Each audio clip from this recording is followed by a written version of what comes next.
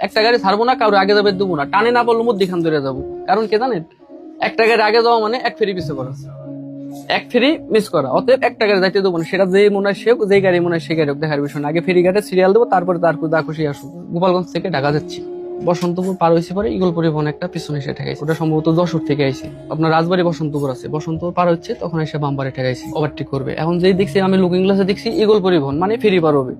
এখন তো যাইতে দেবো না, যাইতে দেবো না। এই তো টান ধরছি। আর ওর তো ওয়ান যে গাড়ি, তখন তো আমার থ্রি গাড়ি, ওই গাড়ি তোর ওয়ানদের সাথে তো সম্ভব না, ইম্পসিবল বিষয়, পারা যাচ্ছে না। তখন আর কি করার, গলন্দের মোড়ে যে টার্নিং এর উল্টো মোড়ে বসাই দিছি আমি। আমি টার্নিং নিতে গেলেও যদি ডাইন দিয়ে বেরোয় যাই, আমি ডাইনে রং মেরে দিছি, রং দিয়ে ওর আগে, সামনে দেয় বিট গ্যাস করে মেরে দিছি। পিছনে রাত্রি মনে করেন সিলেন ধরছে, এই ভাই কি করেন, ঠিক আছে, তো দেখার সময় নেই, আগেও যাইতে হবে।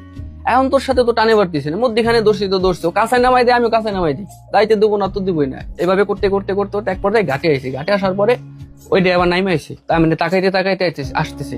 হ্যাঁ, আমি লুকিং গ্লাসে দেখতেছি যে কি করে। তো এখন দিয়ে আইসে সেরা আমার দিক তাকাই হয়েছে, তাকাই দিয়ে কয়, তোমার ড্রাইভার কোথায়?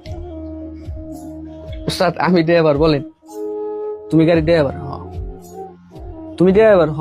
ওই সময় তো কম বয়সী ড্রাইভার রেয়ার, ওই সময় কম বয়সী ড্রাইভার খুব, মানে শতকরা একজন বা দুইজন, ওই সময় আমি একজন, ঠিক আছে, আজ থেকে 13 বছর আগে। ওই তুমি কাজটা করলে কি আমার গাড়ি সাইড দিলে না কে?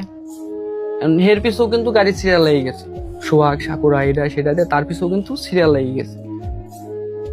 আমিও ছাড়তেছি না তারে, সেও তাকে ছাড়তেছে না, ঠিক আছে। তারা অন্য কোনো গাড়ি কেউ আসে না, কিন্তু সে এগিয়ে আইছে, আমি টানে পারতেছি না, তাও তার আমি যাবে দিচ্ছি না। এই জন্য সে আইছে যে বেটা দৌড়ে পারে না, বেটা আমার গাড়ি আটকাবি কে? কারণ তার গাড়ি আটকালে তার গাড়ি ছাড়িয়ে দিলে তার দুনিয়ার গাড়ি ছাড়িয়ে দেওয়া লাগে। অত পিছিয়ে পড়ে যাবো, আমি আগেই যাবো। পরে কয়, তুমি ড্রাইভার? হ্যাঁ। মানে একটা আশ্চর্য শুনে আর কি।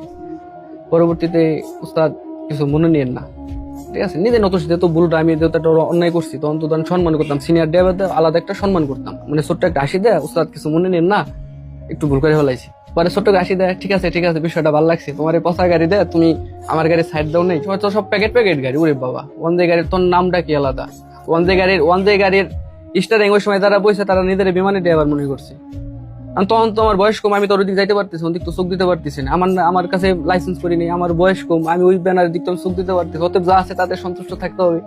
পরে ওতে হাসি দেয়, ঠিক আছে, অত মাথা মনে করো না, ছোট মানুষ, দিয়ে শুনে চলে। মানে বয়স কম ছিল তো সব জায়গায় কম বেশি ছাড় পাইতাম।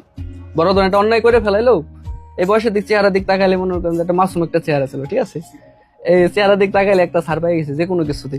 তো আমাদের ওই সময় যা গাড়ি চলাইছে, বেশি পরিমাণ জাম লাগছে, ওই ক্ষেত্রে আমরা লঞ্চ ফরওয়ার্ড করে ফেলাইতাম। ওই সময় কিন্তু লঞ্চ ফরওয়ার্ড সার্ভিস ছিল।